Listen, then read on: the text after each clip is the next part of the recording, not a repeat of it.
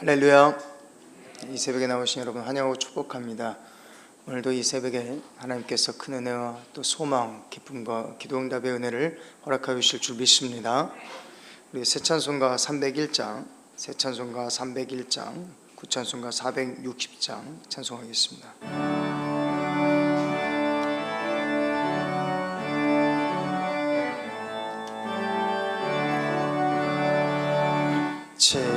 지금까지 지내온 것 주의 크신 은혜라. 한이 없는 주의 사랑 어찌 이루 말하랴. 자나깨나 주의 손이 항상 살펴주시고 모든 일을 주 안에서 형통하게 하시네. 몸도 맘도 연약하나 새 힘받아 살았네. 물 붓듯이 부으시는 주의 은혜 족하다.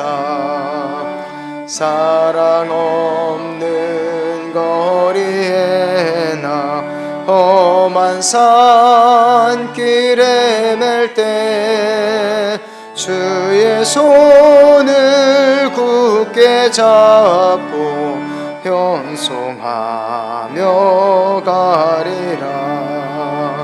주님 다시 배울 날이 날로 다가와. 무거운 짐 주께 맡겨 벗을 날도 멀잖네.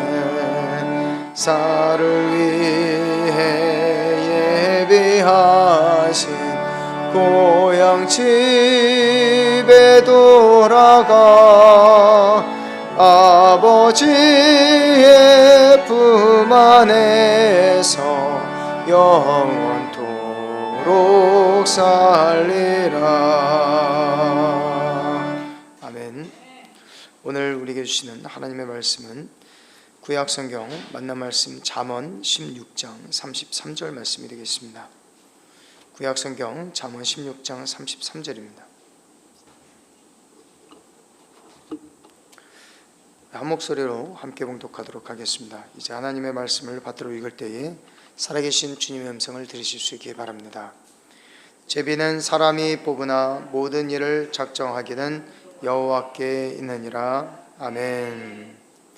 할렐루야. 이 시간 여호와께 길을 묻는 자 반드시 승리하리라는 제목으로 말씀 전할 때 하나님의 큰 은혜 주실 줄 믿습니다. 현대인들에게 있어서 이 제비 뽑기는 대개 게임의 순서를 정하거나 선물을 추첨할 때 사용하는 도구입니다. 하지만 이 고대 이스라엘에서는 제비 뽑기가 매우 신성시 되었던 것을 알 수 있습니다. 이 제비 뽑기는 이 공동체가 나아가야 할 길을 묻는 신탁의 도구로 사용되었던 것입니다. 몇 가지 예를 들면 여호수아 7장에서 이 아간이라는 사람이 나옵니다. 성경은 이 아간 한 사람의 이기적인 욕심 때문에 온 이스라엘이 나아갈 길이 막히게 되었다고 말씀하고 있습니다. 그는 사람의 눈을 속였습니다마는 하나님의 눈을 피해 숨을 수는 없었습니다. 그때 이스라엘 백성은 하나님께 길을 묻고자 이 제비를 뽑았습니다. 12지파 중에 한 지파가 뽑혔고 그 지파 안에서 또 한 족속이 뽑혔으며 그 족속 안에서 또 한 가문이 뽑혔습니다. 그리고 마침내 그 가운데 한 사람, 이 아간이 드러났습니다. 이 아간이 드러났을 때 그 자리에 있었던 이스라엘 백성들의 마음은 어떤 마음이었을까요? 아마도 이 아간에 대한 원망과 분노의 감정보다는 이 하나님에 대한 이 경외심에 철저하게 압도되었을 것입니다. 이처럼 성경에서 사용된 이 제비 뽑기의 결과는 신적인 개입이 일어나는 사건이요 우연한 결과로 보지는 않습니다. 그래서 12지파의 그 많은 족장과 가문 사람들 중에서 딱 한 사람이 드러나는 과정이 이 확률적으로 여러분 한번 생각해 보십시오. 도무지 계산할 수 없는 확률입니다. 근데 그 가운데 매우 놀랍고 정교하게 이 정확성을 보여주고 있는 것이 바로 이 제비뽑기입니다. 얼마나 소름 끼치는 결과입니까? 그래서 오늘 본문 잠언 16장 33절은 이렇게 말씀하고 있습니다. 제비는 사람이 뽑으나 모든 일을 작정하기는 여호와께 있느니라. 사울 왕이 여러분 뽑히는 과정도 마찬가지였습니다. 이 사무엘상 10장을 보면요, 이스라엘 회중들 가운데서 지파별로 제비를 뽑는 과정이 나옵니다. 베냐민 지파가 뽑혔습니다. 그 중에 또 여러 번의 제비 뽑기의 결과 마지막에 누가 뽑힙니까? 이 기스의 아들 사울이 뽑혔습니다.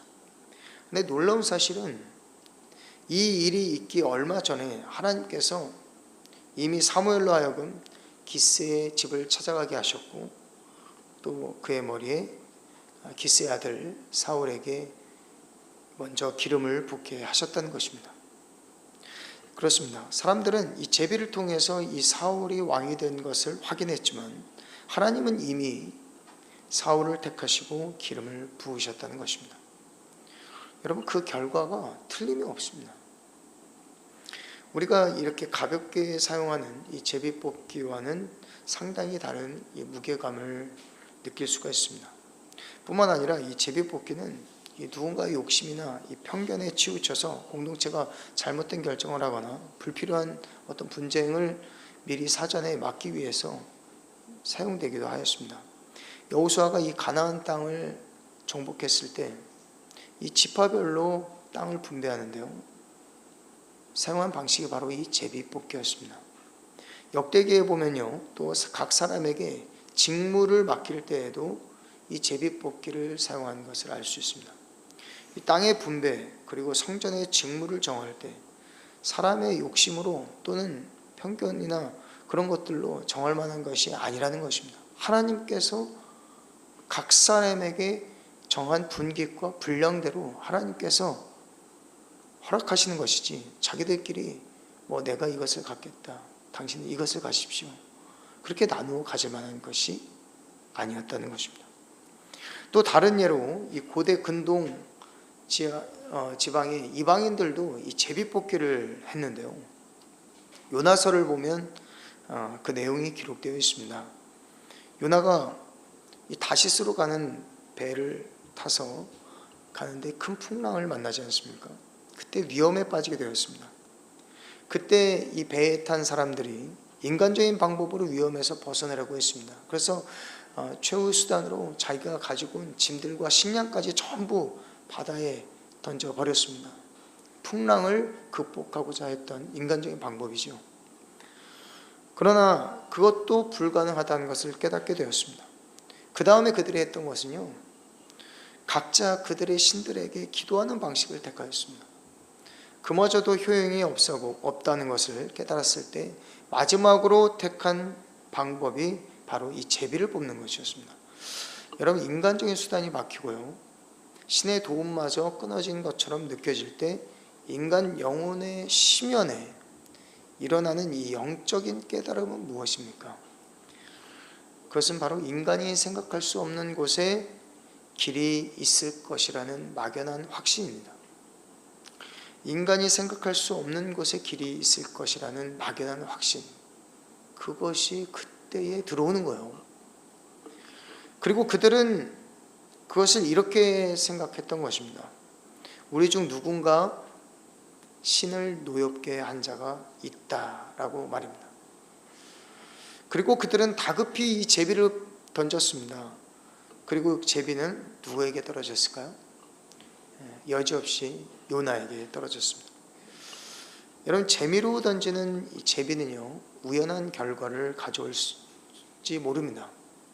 하지만 이 목숨이 위태롭거나 이 공동체의 운명이 달린 그 순간에 던져지는 제비는 여러분 어떻겠습니까?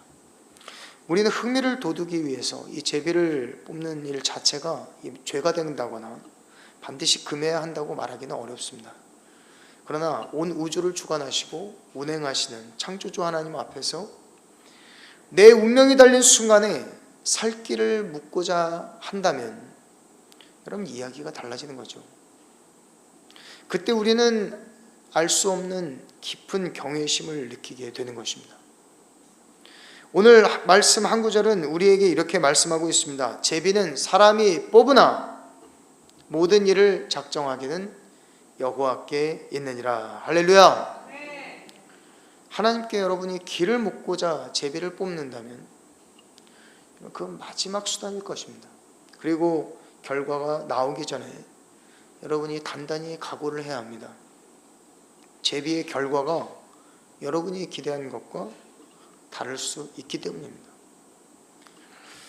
여러분이 정말로 간절한 마음으로 이 제비를 뽑았지만 결과가 내 뜻과 다르다면 여러분 쉽게 받아들일 수 있겠습니까? 아마 여러분은 이렇게 말하고 싶을지 모릅니다. 이번 결과는 무효로 하고 한 번만 다시 던져보면 어떻겠습니까? 결과가 내 뜻과 맞지 않거든요. 하나님의 뜻이. 여러분 이것은요 올바른 태도가 아닙니다. 하나님의 뜻을 묻고자 하는 자는 여러분 그의 태도는 오직 이거 하나뿐입니다. 하나님의 뜻이 내 뜻과 달라도 겸허히 받아들이겠습니다. 이겁니다. 그리고 여러분 이 제비를 던지기 전에 얼마나 많은 기도와 준비가 필요하겠습니까? 오늘 본문이 교훈하고자 하는 것이 바로 이것입니다. 하나님께 길을 묻는 것은, 잘 들어보십시오, 하나님께 길을 묻는 것은 내 뜻을 관철하기 위해서도 아니고 내 뜻을 지지하는 도구로 삼아서도 안 된다는 것입니다. 내 뜻과 다른 하나님의 뜻을 구하기 위해서 여러분 제비를 뽑는 것입니다. 그래서 오늘 본문은 바로 이런 오만한 태도를 경계하고 있는 것이죠. 모든 일을 작정하기는 누구에게 있습니까? 여호와께 있느니라. 여러분 여기에서 이 작정이라고 하는 이 히브리어 단어, 이 미슈파트라는 단어는요, 원래 이 작정이라는 단어보다는 판결이라는 의미가 더 강합니다. 왜 재판장이 최종적인 판결을 선고할 때 미슈파트, 공의로 판결하는 미슈파트를 사용하는 것이죠. 그 말은 더 이상 번복이 없다는 것입니다. 더 이상 번복은 없습니다. 재판장이 판결을 내리면 그 판결 앞에 서야 하듯이 하나님께서 던져주신 뜻, 작정하신 뜻 앞에서 사람은 자기의 뜻을 내려놓아야 합니다. 그리고 성경에서 실제로 던져진 이 제비뽑기의 결과에는 여러분 우리가 앞서 살펴본 것처럼 한치의 오차가 없잖아요. 그 수많은 확률을 넘어서서 하나님은 정확하게 제비를 던지지 않습니까? 아간이 드러나고 사울이 뽑히고 요나가 뽑혔습니다. 그리고 가나안 땅의 분배가 이루어지고 성전의 직무가 맡겨진 것입니다. 제비가 사람의 손에서 시작되지만 이의 작정은 여호와께로부터 나온 것이기 때문입니다. 여러분 이 지점에서 또 하나의 사건을 우리가 한번 살펴보면 좋겠는데요. 사도행전 1장의 이야기가 매우 흥미롭습니다. 이 가룟 유다의 직무를 대신할 자를 세우기 위해서 그들이 이 제비를 뽑는데요. 사도행전 1장 23절입니다. 그들이 두 사람을 내세우니 하나는 바사바라고도 하고 별명은 유스도라고도 하는 요셉이요, 하나는 마띠아라, 이렇게 말합니다.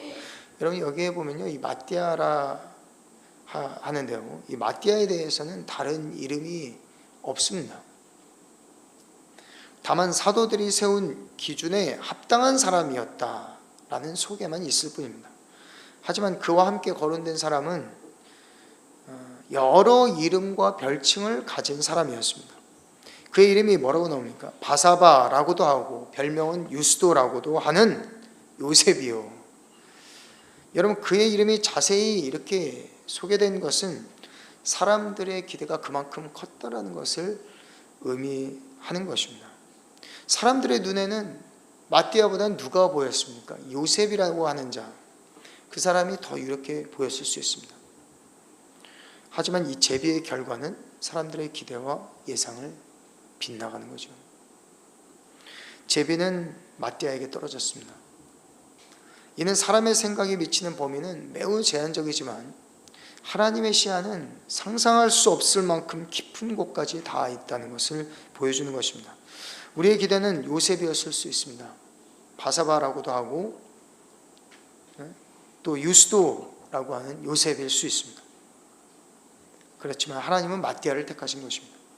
제비뽑기로 이 마띠아가 사도로 택함을 받았다는 것을 그 자리에 있는 모두가 인정했을까요? 아니면 인정하지 않았을까요? 그 공동체가 하나님의 뜻을 받아들였습니다. 그러므로 하나님의 주권을 인정하지 않으려면 여러분 제비 뽑는 일은 실로 무익한 것입니다. 결과를 받아들일 준비가 되지 않은 상황에서 이 제비를 던져서 하나님의 뜻을 묻는 것은 오만한 태도입니다. 따라서 이 제비를 뽑기 전에 여러분이 제비를 뽑는다면요, 준비가 필요합니다. 공동체가 함께 기도해야 되는 것이죠. 그리고 결과를 따르기로 인정하는 것입니다. 사전에 미리 인정하는 거예요. 그리고 정한 기준에 맞춰서 사도행전 1장에서와 같이 대상을 간추리는 것이 필요합니다. 물론 하나님께서 죄인을 택하고자 하실 때 12지파에서 한 지파를 또는 두 지파를 제외해서는 안 되겠죠. 그러나 하나님의 직무를 맡길 가룟 유다를 대신할 자를 뽑을 때는 이 사도들이 자기들이 정한 기준, 기도하며 정한 기준에 따라 대상을 간추립니다. 그리고 간절한 마음으로 하나님의 뜻을 구해야 하는 것입니다. 이것은 오늘 본문의 제비는 사람이 뽑으나 이 구절에 해당되는 내용인 것이죠. 그래서 여러분, 사람이 해야 할 책임이 분명히 있습니다. 그것은 기도하고 분별해야 되는 것이죠. 그리고 기준을 세우고 범위를 좁히는 것입니다. 이런 것은 공동체의 간절한 기도의 결과이며 하나님은 이를 제비를 뽑기 전에 이를 존중하십니다. 그리고 본문에 이어서 말씀합니다. 모든 일을 작정하기는 여호와께 있느니라. 여러분, 여기에 주목할 것은요, 모든이라는 단어입니다. 모든. 정당한 절차와 하나님을 경외하는 마음으로 이 제비를 뽑았다면, 공동체가 뽑았다면요, 그 결과는 하나님께로부터 나온 것이라는 것을 믿으라는 것입니다. 내 것 뜻과 다를 때에도 하나님의 뜻이라면 받아들이라는 말씀인 것이죠. 그리고 여기서 또 한 가지 알아야 할 사실이 있습니다. 이 사도행전 2장의 이 성령 강림 사건 이후로는 성경에 제비뽑기는 더 이상 등장하지 않습니다. 이는 단편적으로 이 제비뽑기 자체를 금하는 것으로 보기는 어렵지만 이 성령이 오신 뒤로는 또 다른 길이 열렸다는 것을 안내하고 있는 것입니다. 제비뽑기보다 여러분 더 나은 방법이 무엇입니까? 무엇일까요? 우리 안에 내주하시는 성령께서 길을 보여주시는 것입니다. 할렐루야! 여러분, 고린도전서 2장 9절 10절 말씀입니다. 기록된 바 하나님이 자기를 사랑하는 자들을 위하여 예비하신 모든 것은 눈으로 보지 못하고 귀로 듣지 못하고 사람의 마음으로도 생각하지 못하였다 함과 같으니라. 오직 하나님의 성령으로 이것을 우리에게 보이셨나니 성령은 모든 것 곧 하나님의 깊은 것까지도 통달하시느니라. 아멘. 그렇습니다. 여러분, 제비뽑기보다 더 정확한 것은요, 여러분 안에 내주하시는 성령님의 음성인 줄 믿습니다. 성령님이요, 여러분에게 확실한 길을 제시하신다고 하시잖아요. 성령께서 성부 하나님의 깊은 곳까지, 아주 깊은 뜻까지 통달하시는 분이심을 여러분이 진실로 믿으신다면 지금은 심중에 성령께 묻는 것이, 뜻을 묻고 길을 묻는 것이 제비뽑기보다 더 낫지 않겠습니까? 그 결과는 분명합니다. 여러분, 지금도 초대교회 역사와 같이 성령께서는 기도하는 공동체가 어떻게 하시냐면요, 한 마음과 한 뜻이 되게 하십니다. 사도행전에 보면 여러분 이 구절이 굉장히 나옵니다. 모두가 같이 기도하여 다 같이 한 마음으로, 한 마음과 한 뜻이 되어. 성령께서는 기도하는 공동체가 한 마음과 한 뜻이 되게 하심으로 동일한 뜻을 깨달아 얻게 하시는 것입니다. 간절히 기도하면요, 그 뜻을 성령께서 밝히 보여주시는 것입니다. 여러분이 셀 안에서 그것을 실험해 보십시오. 여러분이 기도하는 공동체가 있다면 가정에서 그것을 실험해 보십시오. 성령께서 제비뽑기와 같이 아주 정확하게 여러분에게 아버지 하나님의 뜻을 맞추어 주실 것입니다. 이제 말씀을 정리하겠습니다. 우리 사랑하는 성도 여러분, 이 새벽에 나와서 하나님의 말씀을 깊이 묵상하시고 여러분의 길과 또 공동체의 뜻을 물으며 신중하게 한 걸음 한 걸음 나아가실 때 여러분 안전하게 그리고 승리하는 길을 하나님이 안내하여 주실 것입니다. 고대 이스라엘이 취했던 이 제비뽑기는 언제나 하나님을 경외하는 마음에서 시작되었습니다. 이를 잊어서는 안 됩니다. 하나님을 경외함이 모든 지혜의 근본이라 하였습니다. 그리고 유독 이 잠언 16장에서는 사람이 자기의 길을 알 수가 없고 하나님께서 그 걸음을 인도하고 계신다라는 의미를 굉장히 암시하고 있습니다. 심중에 하나님을 경외하는 마음으로 여러분이 매 순간 하나님께 길을 묻고 나아가실 수 있기를 바랍니다. 여러분의 자녀가 심중에 하나님을 경외함으로 한 걸음 한 걸음 내디딜 때에 하나님께 길을 묻고 하나님께 뜻을 묻고 나아가는 우리 자녀들이 되기를 축복합니다. 내 안에 내주하시는 성령님께 겸손히 묻고 여러분 길을 물으시기 바랍니다. 제비를 뽑든지 아니면 성령의 인도하심을 받든지 모든 일의 작정은 여호와께로 말미암는다는 것을 여러분이 인정한다면, 참으로 여러분이 그 말씀을 인정한다면 여러분의 길은 어떤 상황에서도 안전한 길이 될 것입니다. 형통한 길이 될 것입니다. 여호와께 길을 묻는 자 반드시 승리하리라. 기도하겠습니다. 아버지 하나님 감사합니다. 이 새벽에 하나님께 뜻을 물으러 나왔습니다. 길을 묻고자 나왔습니다. 말씀을 통하여 자신을 돌아보며 하나님의 뜻을 구하게 하시고 또 기도를 통하여 내가 미래를 알 수 없는 이 연약하고 한계가 많은 인생이 아버지께 길을 묻게 하여 주시옵소서. 제비는 사람이 뽑으나 모든 일에 작정하기는 여호와께 있느니라. 성경의 말씀을 내 마음에 깊이 새기고 내 삶에 하나님의 뜻을 간절히 구하며 신중하게 내 걸음걸음을 주님께 맡기게 하여 주시옵소서. 주님, 하나님께 맡기면 내 경영하는 것을 하나님이 이루어 주신다 하였습니다. 사람이 자기의 뜻을 계획할지라도 그 걸음을 인도하시는 이는 여호와시니라 말씀하였습니다. 주님, 나를 불쌍히 여기사 그리고 우리 공동체를 불쌍히 여기사 그 길을 선하게 그리고 안전하게 인도하여 주시옵소서. 의지합니다. 주여, 오늘도 우리의 기도 응답하시고 선하신 하나님만을 높이게 하여 주시옵소서. 예수님의 이름으로 기도하옵나이다. 아멘. 이 시간 우리 함께 통성으로 기도하겠습니다.